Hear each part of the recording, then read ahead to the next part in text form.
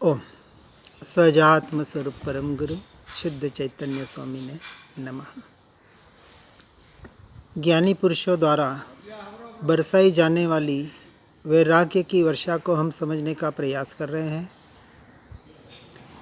अरहंत भगवान के कहे हुए भाव को आत्मा में अर्थात अपने स्वरूप और स्वभाव में धारण करके रखना। धारण करे सो धर्म, अन्य वास्तविक सच्चा धर्म कोई नहीं है। धर्म अर्थात वस्तु का जैसा स्वभाव है वैसा स्वीकार करना, इतना सा धर्म है। फिर भी अरिहंत परमात्मा, केवली परमात्मा, तीर्थंकर अपने समस्वरण में वस्तु के स्वरूप के यथार्थ स्वरूप को ही बता रहे हैं। कोई क्रिया का उल्लेख वास्तविक वहाँ नहीं है। यदि क्रिया से धर्म होता, मन वचन काया से धर्म होता, तो पशु पक्षी कहाँ से सम्यक दर्शन पाते? सिर्फ तीर्थंकरों ने कहा इसलिए नहीं, अपनी अपनी भाषा में सुनने आया इसलिए नहीं। सुन तो हम भी अपनी भाषा में रहे हैं, फिर क्यों नहीं हमें सम्यक दर्शन हो पा रहा है? क्यों नहीं आत्मा की अनुभूति हो पा रही है? वहाँ जैसा सुना उसी क्षण उस तत्व को उन पशु पक्षियों ने स्वीकार किया कि हाँ, ये मैं हूँ और ये मैं नहीं हूँ, ये मेरी क्रिया है और ये मेरी क्रिया नहीं है। मन वचन काया मैं नहीं, पुद्गल के परमाणु मैं नहीं, पुद्गल शरीर आदि की क्रिया मेरी नहीं। जब मेरी नहीं तो उसके निमित्त से होने वाला धर्म मेरा धर्म कैसे हो सकता है? सम्यक दर्शन, सम्यक ज्ञान, सम्यक चारित्र जो मेरे गुण है, आत्मा के गुण है, और उसकी जो क्रिया अर्थात देखना और जानना। और किसको देखना जानना? तो स्वयं को देखना और जानना, इतना सा धर्म है। इसलिए निरंतर जो अपने परद्रव्य पर भावों से यही यहाँ बता रहे हैं कि क्या धारण करना, तो शरीर आदि से भिन्न तथा रागादि से भी भिन्न। शरीरादि अर्थात परद्रव्य और रागादि अर्थात परभाव।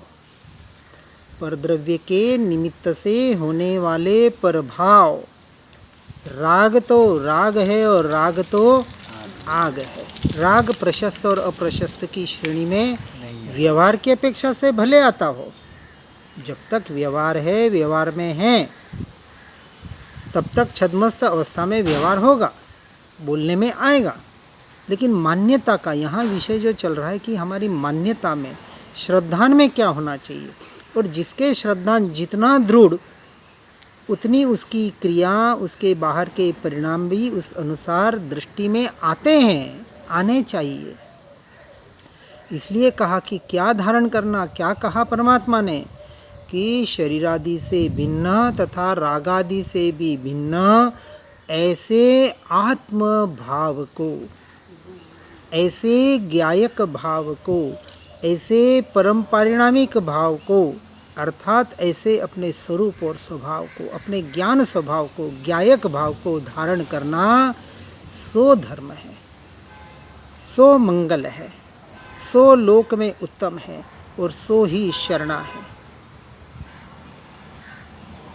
सर्वोत्कृष्ट धर्म, सर्वोत्कृष्ट मंगल यही एकमात्र की परद्रव्य प्रभावों से हटकर, उसकी क्रियाओं से, उसकी मान्यताओं से हटकर एकमात्र स्वद्रव्य और स्वभाव में स्थिरता का निरंतर प्रयास और पुरुषार्थ करना, यही एकमात्र धर्म है।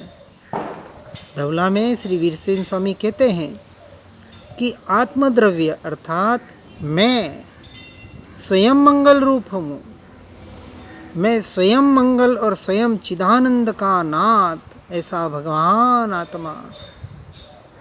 कहा तू स्वयं भगवान है, तू ही आत्मा परमात्मा है। ये कौन कह रहे हैं? ये तीर्थंकर देव कह रहे हैं, ये केवली परमात्मा कह रहे हैं। और उनके द्वारा प्रवाहित होती हुई वाणी के द्वारा भावलिंगी संत और उनके द्वारा प्रवाहित होकर ज्ञानी पुरुष, ऐसे जिनवाणी माता के द्वारा हमारे कान तक ये वाणी पहुंची, इससे बड़ा महापुण्य का उदय क्या होगा। वह परमार्थ सत्य हमारे कान तक पहुंचा और स्वीकार हो रहा है। कान में तो बहुतों के पहुंच रहा है, लेकिन स्वीकार करना यथार्थ रूप से बहुत मुश्किल बात है। इसलिए जो चिदानंद रूपी भगवान आत्मा अनादि अनंत है, वही मंगल है, वही लोक में उत्तम है और वही शरणाभूत है। 4 शरणा, वास्तविक तो 2 ही शरणा। व्यवहार की अपेक्षा से सदैव सद्गुरु सतशास्त्र का शरणा, तीनों का शरणा एक में, और तीनों के द्वारा जो वाणी के द्वारा, वचनों के द्वारा, सानिध्य के द्वारा जो प्राप्त हुआ, ऐसे स्वयं की आत्मा का शरणा ही एकमात्र सम्यक दर्शन से लेके मोक्ष तक हमें काम का यानी कर्म निर्जरा का कारण बनता है। यहाँ पर परमात्मा भी नहीं कहा, सदैव सद्गुरु सतशास्त्र के माध्यम से जिसको जाना तो उपकारी हुए, जिन्होंने बताया महा उपकारी हैं हमारे।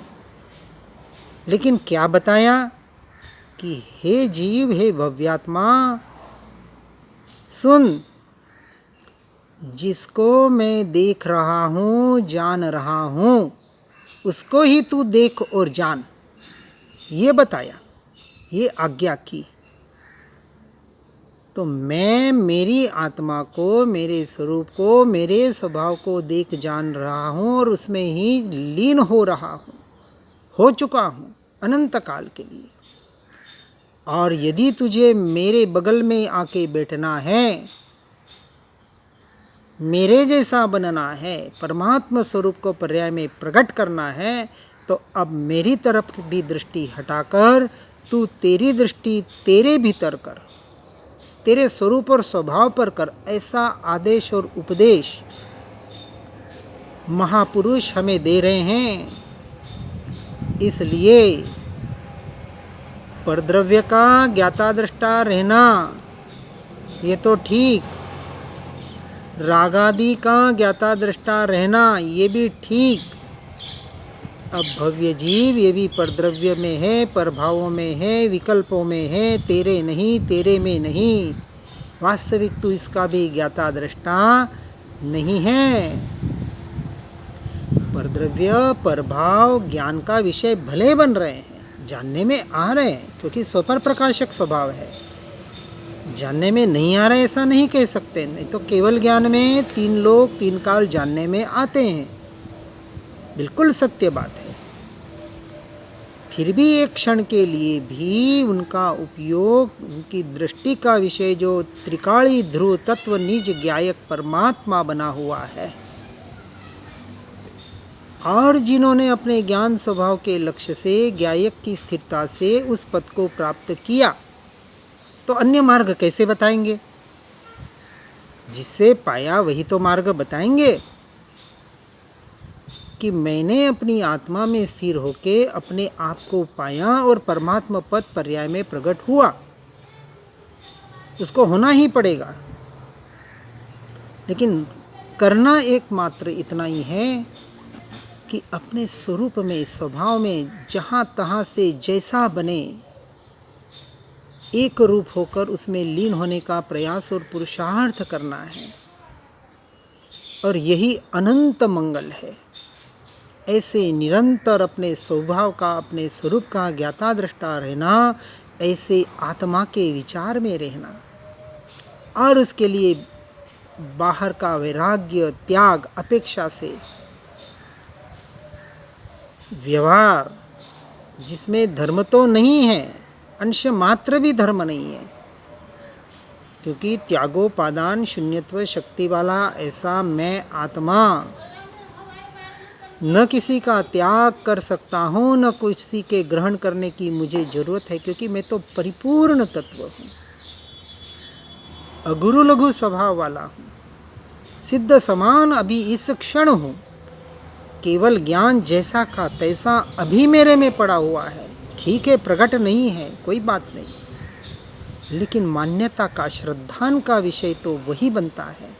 दृष्टि का विषय तो शुद्ध परिपूर्ण चैतन्य तत्व भगवान आत्मा ही बनता है, और शुद्ध के लक्ष्य से ही पर्याय शुद्ध हो सकती है, अन्यथा नहीं। इसलिए यह आत्मा ऐसा मैं, ज्ञान आनंद में और रागादि से बिल्कुल भिन्न, उसका ही निरंतर विचार, उसका ही मनन, उसका ही चिंतन और उसका ही मंथन करने जैसा है। औषध विचार ध्यान, ऐसा निरंतर विचार चले, ऐसा निरंतर भेद ज्ञान भेद विज्ञान के द्वारा मैं ज्ञान मात्र जो जानने में आ रहा है, निरंतर मैं अपने ज्ञान स्वभाव को ही जान रहा हूँ। ये ज्ञान ही तो जानने में आ रहा है। सब कुछ चैतन्य का प्रकाश मात्र है और कुछ भी नहीं है। ऐसा चैतन्य चैतन्य चैतन्य चैतन्य चैतन्य का प्रकाश, अनंत प्रकाश। किसी प्रकाश की अपेक्षा मत करना, कोई दिव्य प्रकाश दिखेगा कि कोई दिव्य ज्योति दिखेगी कि कोई झंझनाहट होगी, क्योंकि इंद्रियों से परे, पांचों इंद्रियों का जो विषय नहीं, मन का जो विषय नहीं, सबसे परे ऐसा रूपातीत, विकल्पातीत, शब्दातीत, सबसे अतीत ऐसा चैतन्य स्वभावी भगवान आत्मा, इसका स्वीकार, बस मैं हूँ, उस होने पने का स्वीकार, अपने अस्तित्व का स्वीकार, टंकोत्कीर्ण श्रद्धान, इसी का नाम आत्मा की अनुभूति है। अनुभूति के नाम पर भी बहुत अटकने हो रहे हैं, क्योंकि अनुभूति आज दिन तक हमें इन इंद्रियों के द्वारा, मन के द्वारा करने का अभ्यास जो बना हुआ है, विपरीत अभ्यास, इसलिए सिर्फ उसका स्वीकार करने में हमें तकलीफ हो रही है। मैं हूँ, निरंतर उसका स्वीकार बना रहे हैं, और बाहर जो शरीर आदि की, मन वचन काया की जो जो क्रियाएं हो रही है, कर्मोदय जनित है। इससे अंश भी मेरा कोई लेना देना नहीं है। ऐसा टंकोत्कीर्ण निर्णय वहाँ जब तक बनाने का प्रयास नहीं होगा, तब तक जीव अपने स्वरूप स्वभाव में कैसे लीन हो पाएगा। इसलिए कहते शॉर्ट में बताओ तो इतना ही, पर से खस तो पर से खसना ही पड़ेगा। हम तो पर से खिसकना नहीं चाहते और सौ में वसना चाहते हैं। घर में रह के मोक्ष की आराधना करना चाहते हैं। ऐसा होता, अरे बहुत दूर की नहीं, अभी तो देखे श्रीमद जी हमारे सामने, भर जवानी में, भरे पूरे परिवार में उत्कृष्ट व्यापारी होते हुए, हीरे के व्यापारी, आज होते तो उनका परिवार अरबों खरबों में होता। 125 साल पुरानी पीढ़ी लोग लगाते हैं ना बोर्ड, लेकिन महिमा नहीं की इसकी। माता पिता भाई पुत्र पत्नी सब कुछ था, अच्छा परिवार, अच्छा व्यापार, क्यों वन जंगलों में जाते थे? तो हमारे शाणे लोग तो कहेंगे कि पागल हो गए थे। सही बात है, पागल ही हो गए थे और पागल ही होना पड़ेगा। सच्चा पागल कि जिसको अपने स्वरूप में आता है और संसार से मुख को मोड़ लेता है, जिसके पाप गलने लग जाते हैं, वही सच्चा पागल है, परमार्थ पागल। संसार में तो पागल बने जा रहे हैं और आत्मार्थी जनों को पागल कह रहे हैं। इससे बड़े पागल कहाँ ढूंढने को मिलेंगे? पागल खाने में भी नहीं मिलेंगे। इसलिए शरीर में गड़बड़ हो, उस पर लक्ष्य न करके ज्ञानानंद स्वरूप का लक्ष्य करना, भिन्नता की ही निरंतर भावना रखना, स्वसत्ता अवलंबी उपयोग, वही आत्मा का अर्थात मेरा स्वरूप है, उसके विचार में ही निरंतर रहना।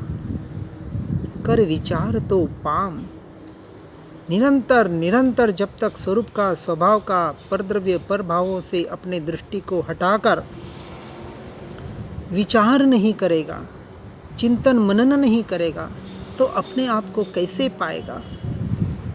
भले कहते हैं प्राप्त की प्राप्ति, प्राप्त ही है, प्राप्ति है तो स्वीकार क्यों नहीं हो पा रहा है? क्यों परद्रव्य पर भावों में जाना हो रहा है? यदि अपने को मान लिया है, जान लिया है, अब कहते हैं कि अब क्या जानना, पता है हमें सब। भाई पता है सब कि परद्रव्य तू नहीं, तेरा नहीं, तो वहाँ क्यों है तू? इसका विचार कर पहले। कहाँ पढ़ा सुना, क्या जानता है? खाली सुनना पढ़ने का नाम जानना नहीं है।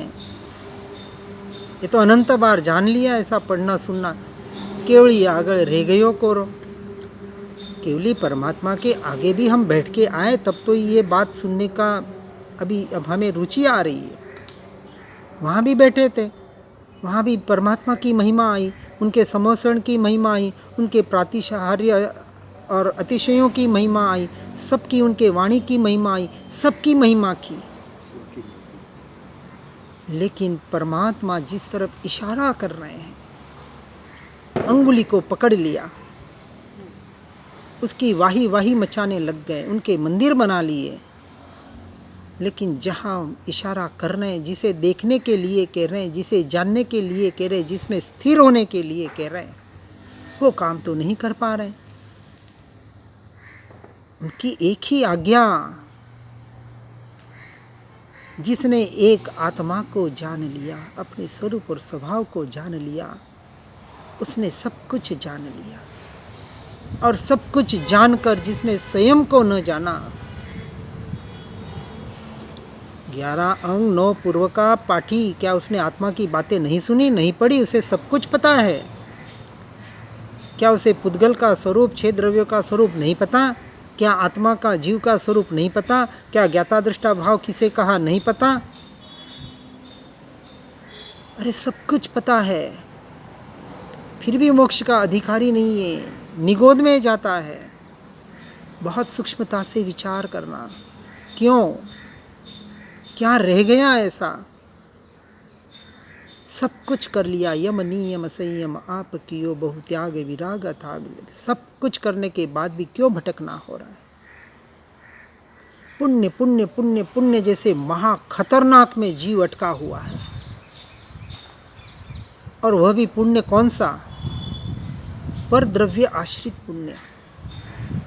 मन वचन काया के क्रिया को धर्म बुद्धि स्थापित करना,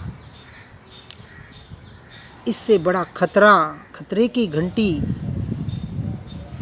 और बड़ी नहीं हो सकती। इसलिए कहा कि जितने बार नरक में नहीं गया, उससे 2 गुना तो स्वर्ग में जाके आ गया। ऐसे अनंत पुण्य बांध कर 9 ग्रह तक जाके आ गया दीक्षा लेकर। फिर भी क्यों भटकना हो रहा है? गहराई से विचार करना। किसी का निषेध या द्वेष बुद्धि के अपेक्षा से नहीं, परंतु सत्य की अपेक्षा से कहा सुना जाता है। उस सत्य को वास्तविक यथार्थ रूप से जीव स्वीकार नहीं कर पाता है। इसलिए जब तक उस सत्य का स्वीकार नहीं होगा, तब तक कहीं न कहीं पाप से तो हटना सारा संसार कहता है। कौन नहीं कहता है बताएं? ये तो लौकिक मार्ग है। ये करो, वो करो, पूजा पाठ करो, व्रत जप तप करो, ऐसा करो, वैसा करो, एक पांव पे खड़े रह के ध्यान करो, शरीर को कष्ट दो। सारा संसार बता रहा है धर्म के नाम पर। ये तो लौकिक मार्ग हो गया। अलौकिक, जिन शासन का, जिनेश्वर परमात्मा का मार्ग, भावलिंगी संतों का मार्ग, जो दृढ़तापूर्वक कहते कि हे जीव, पाप तो पाप है, परंतु पुण्य भी पाप ही है। बहुत स्पष्ट कहा है आचार्य कुंद देव ने। भावलिंगी संतों की वाणी है। और जब तक पुण्य को पाप नहीं मानेंगे, और जो पुण्य को पाप मानने लग जाए, वो पुण्य की क्रिया में अटके कैसे? अटक ही नहीं सकता। उसे तो एक ही लक्ष्य रहेगा, सबसे छूटूं, कब छूटूं और कब अनंत काल के लिए अपने स्वरूप और स्वभाव में लीन होने का प्रयास और पुरुषार्थ करो।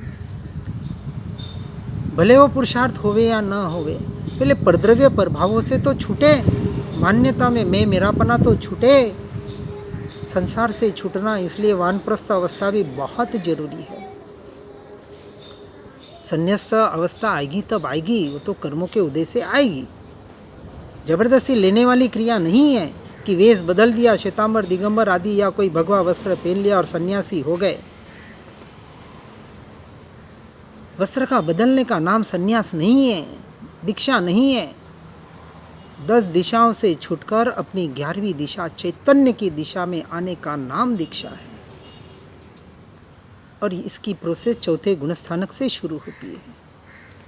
इसलिए हे भव्य जीवों, बहुत गहराई से चिंतन करना। हम सुनते पढ़ते तो हैं लेकिन करते वही हैं जो हमारे संस्कार बने हुए हैं, मत संप्रदाय के आग्रह बने हुए हैं। वहाँ से जीव छूट नहीं पाता है।